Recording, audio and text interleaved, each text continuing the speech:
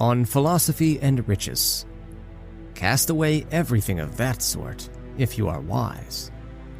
Nay, rather that you may be wise, strive toward a sound mind at top speed and with your whole strength.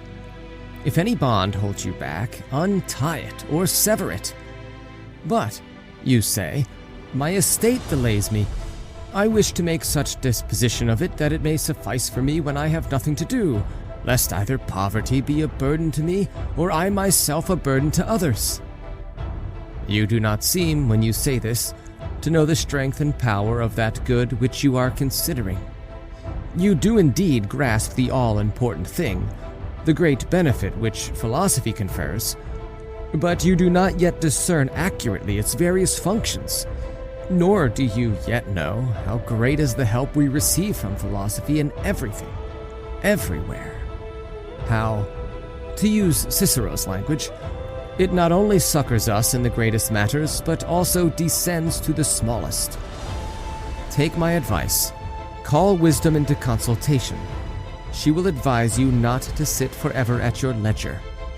Doubtless your object, what you wish to attain by such postponement of your studies, is that poverty may not have to be feared by you. But what if it is something to be desired? Riches have shut off many a man from the attainment of wisdom. Poverty is unburdened and free from care. When the trumpet sounds, the poor man knows that he is not being attacked. When there is a cry of fire, he only sees a way of escape and does not ask what he can save. If the poor man must go to sea, the harbor does not resound, nor do the wharves bustle with the retinue of one individual. No throng of slaves surrounds the poor man, slaves for whose mouth the master must covet the fertile crops of regions beyond the sea. It is easy to fill a few stomachs, when they are well trained and crave nothing else but to be filled. Hunger costs but little, squeamishness costs much. Poverty is contented with fulfilling pressing needs. Why, then, should you reject philosophy as a comrade? Even the rich man copies her ways when he is in his senses. If you wish to have leisure for your mind, either be a poor man or resemble a poor man. Study cannot be helpful unless you take pains to live simply, and living simply is voluntary poverty. Away, then, with all excuses like, I have not yet enough. When I have gained the desired amount, then I shall devote myself wholly to philosophy. And yet this ideal, which you are putting off and placing second to other interests, should be secured first of all. You should begin with it. You retort, I wish to acquire something to live on. Yes, but learn while you are acquiring it. For if anything forbids you to live nobly, nothing forbids you to die nobly. There is no reason why poverty should call us away from philosophy. No, nor even actual want. For when hastening after wisdom, we must endure even hunger. Men have endured hunger when their towns were besieged, and what other reward for their endurance did they obtain than that they did not fall under the conqueror's power? How much greater is the promise of the prize of everlasting liberty, and the assurance that we need fear neither God nor man. Even though we starve, we must reach that goal.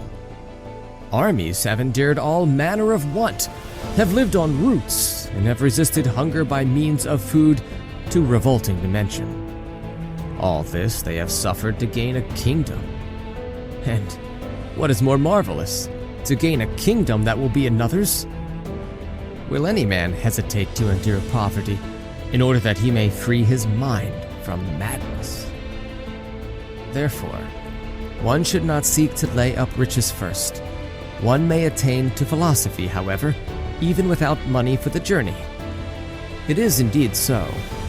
After you have come to possess all other things, shall you then wish to possess wisdom also? Is philosophy to be the last requisite in life? A sort of supplement? Nay, your plan should be this. Be a philosopher now, whether you have anything or not. For if you have anything, how do you know that you have not too much already? But if you have nothing, seek understanding first, before anything else. But, you say, I shall lack the necessities of life. In the first place, you cannot lack them because nature demands but little, and the wise man suits his needs to nature. But if the utmost pinch of need arrives, he will quickly take leave of life and cease being a trouble to himself. If, however, his means of existence are meager and scanty, he will make the best of them without being anxious or worried about anything more than the bare necessities. He will do justice to his belly and his shoulders. With free and happy spirit he will laugh at the bustling of rich men and the flurried ways of those who are hastening after wealth, and say, why of your own accord postpone your real life to the distant future? Shall you wait for some interest to fall due, or for some income on your merchandise, or for a place in the will of some wealthy old man, when you can be rich here and now? Wisdom offers wealth in ready money, and pays it over to those in whose eyes she has made wealth superfluous. These remarks refer to other men. You are nearer the rich class. Change the age in which you live, and you have too much. But in every age, what is enough remains the same. I might close my letter at this point, if I had not got you into bad habits. One cannot greet Parthian royalty without bringing a gift, and in your case I cannot say farewell without paying a price. But what of it? I shall borrow from Epicurus. The acquisition of riches has been for many men not an end, but a change of troubles. I do not wonder, for the fault is not in the wealth, but in the mind itself.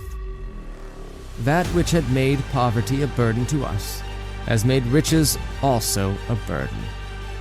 Just as it matters little whether you lay a sick man on a wooden or on a golden bed, for whithersoever he be moved, he will carry his malady with him. So one need not care whether the diseased mind is bestowed upon riches or upon poverty. His malady goes with the man. Farewell.